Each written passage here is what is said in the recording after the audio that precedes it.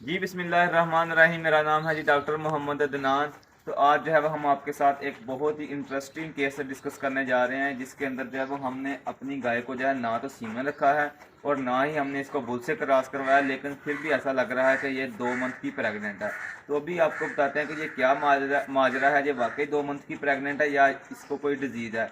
तो अभी हम आपको बताते हैं कि ऐसा क्यों होता है। अक्सर फार्मर जो है वो इस बात से जो है वो धोखा खा जाते हैं। वो समझ लेते हैं कि हमारी जो गाय है वो 2 मंथ की प्रेग्नेंट है, हमने ना तो इसको सीमेन रखवाया था ना ही बुल से क्रॉस करवाया था, लेकिन फिर वो 3 माह बाद चेक करवाते हैं तो फिर उसकी वही कंडीशन होती है। आखिर ये है क्या? तो अभी जो है हम इसको चेक करने लगे हैं, साथ साथ आपको बताते हैं कि ये क्या माजरा है और वाकई ये प्रेग्नेंट है या फिर इसको कोई कंडीशन है, कोई बच्चेदानी का इन्फेक्शन है या कोई डिजीज़ है। तो इसको हम चेक करने लगे हैं। सबसे पहले हम इसकी जो है वो राइट ओवरी देखते हैं। अभी मैंने जो है वो इसकी राइट ओवरी देखी है। राइट ओवरी पर जो है वो वाकई सीएल मौजूद है, लेकिन ये प्रेगनेंसी का सीएल नहीं है बिल्कुल भी। आपको ये डिफ्रेंशिएट करना आना चाहिए कि प्रेगनेंसी का सीएल किस तरह का होता है और जो साइकिल का सीएल होता है वो किस तरह का होता है। जो प्रेगनेंसी का सीएल होता है उसे हम कहते हैं कार्पस ल्यूटियम वीरम, और जो सीएल होता है अपना ईस्टर साइकिल का उसे हम कहते हैं कार्पस ल्यूटियम स्पूरियम। तो इसमें जो है वो आपको डिफ्रेंशिएट करना आना चाहिए। और इसी के साथ साथ इसकी जो राइट हॉर्न है उसमें जो है वो फ्लूइड सा फील हो रहा है, लेकिन इसकी जो वाल है, यूट्राइन वाल है, वो बिल्कुल थिक है, थिन नहीं है, बिल्कुल थिक है।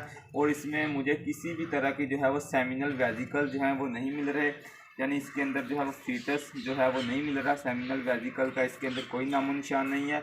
और इसके साथ साथ ऐसा लग रहा है कि इस हार्न के अंदर जो है वो कोई पस वगैरह है। तो बेसिकली ये कंडीशन है पायोमेट्रा की।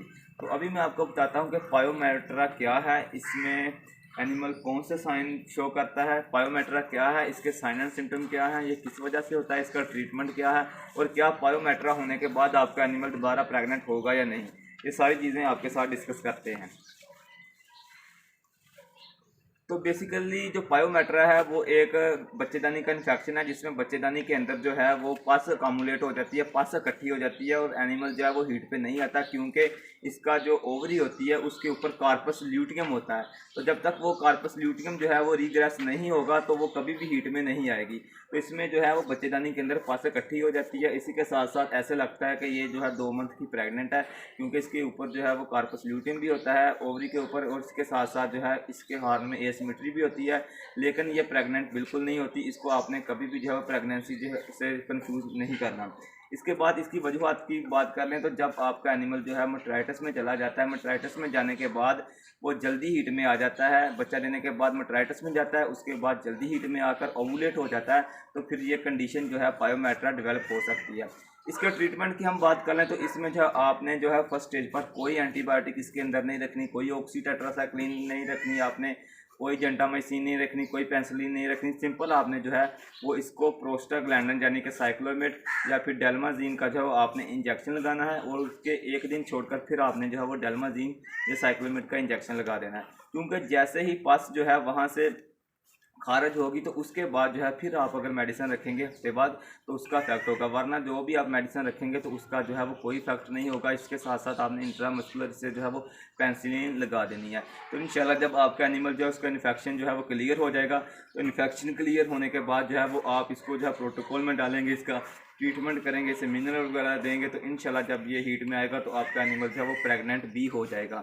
तो आपने जो है वो कभी भी इसको पायोमेट्रा को जो है वो प्रेगनेंसी से जो है वो कंफ्यूज नहीं करना। हमारे बहुत से डॉक्टर हजरात जो हैं वो पायोमेट्रा की कंडीशन को जो है वो प्रेगनेंसी से कंफ्यूज कर देते हैं। तो इसमें हम आपको फ़र्क भी बता देते हैं कि जो प्रेगनेंसी का सीएल होगा वो सीएल होगा कार्पस ल्यूटियम वीरम, यानी कि उसकी जो है वो नेक नहीं बनी होगी, वो एम्बेडेड होगा, दंसा हुआ होगा ओवरी के अंदर। लेकिन जो ईस्टर साइकिल का जो इस तरह का सीएल होगा उसकी नेक बनी होगी, उसे हम कहते हैं कार्पस ल्यूटियम स्पूरियम।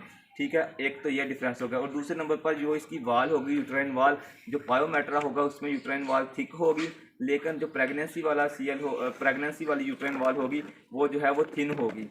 तो इस बात का भी आपने जो है वो ख्याल रख लेना है।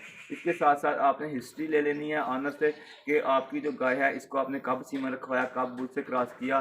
तो हिस्ट्री भी आप लोगों को सही देनी चाहिए। मेरी फार्मर हजरात से रिक्वेस्ट है कि आप डॉक्टर का इम्तहान ना लेना शुरू कर दिया करें, आप जो है वो हिस्ट्री सही बताया करें। तो आपने जो है वो हिस्ट्री लेनी है प्रॉपर, उसके बाद जो है वो आपने जो है वो डायग्नोस करके फार्मर को बताना है। सबसे बेस्ट तरीका तो यही है कि आप अल्ट्रासोनोग्राफी पर चले जाएं। लेकिन जो बंदा एक्सपर्ट है वो इससे भी अंदाज़ा लगा सकता है कि इसका जो CL है वो किस तरह का है। उसके साथ साथ इसमें सेमिनल वेसिकल्स जो है वो फील हो रही हैं आपको कि नहीं हो रही हार्ट में, इससे इस बात का से भी आप अंदाज़ा लगा सकते हैं कि आपका जानवर जो है वो पायोमेट्रा में है या फिर 2 मंथ का प्रेग्नेंट है। तो आपने जो है वो इन चीज़ों का जो ख्याल रखना है। उम्मीद है कि आपको आज की वीडियो अच्छी लगी होगी। अगर आपको आज की वीडियो अच्छी लगी होगी तो वीडियो को लाजमी शेयर कीजिएगा। और वीडियो के एंड में मैं बता दूं कि तमाम फार्मर हज़रात के लिए जो हमारी कंसल्टेशन है वो फ्री ऑफ कास्ट है। आप किसी भी वक्त हमसे रब्ता कर सकते हैं, व्हाट्सएप पर भी रब्ता कर सकते हैं, वैसे भी कॉल कर सकते हैं। तो आपने इसमें जो है वो बगैर किसी हिचकिचाहट के जो है हमें अपना जो मैसेज है वो भेज देना। तो इंशाल्लाह हम ट्राई करेंगे कि 2 से 3 घंटे के अंदर अंदर आपको जो है उसका जवाब दें। तो आज के लिए इतना ही, हमें इजाज़त दीजिएगा। अस्सलाम वालेकुम।